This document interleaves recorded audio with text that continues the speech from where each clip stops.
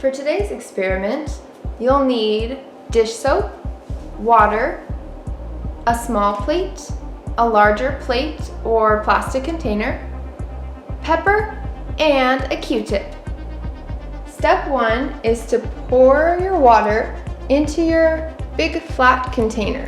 So it can be a paper plate or it could just be a Tupperware, something flat so you can see kind of a large surface of water.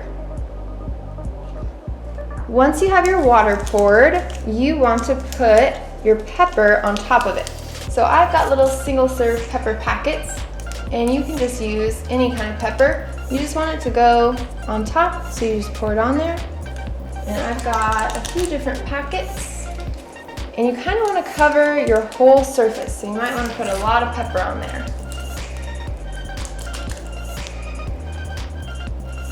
Once your pepper is covering almost all of the top of your surface of your water, then you want to pour just a little bit of dish soap onto your small plate. Then you want to dip your Q-tip into your soap. It doesn't have to be too much, but you can cover it a little bit. And then you want to dip your Q-tip that's covered in soap into the water that has the pepper on top and see what happens.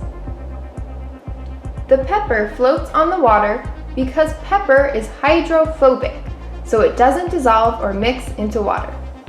Since water molecules are strongly attracted to each other or have a high surface tension, it keeps the pepper afloat. Adding soap breaks down the surface tension, and as the water molecules spread out away from the soap, they bring the pepper with them. The less pepper you use, the further the pepper is able to spread. This is the same way that microscopic particles would behave in water when you are washing your hands with soap versus just washing with water.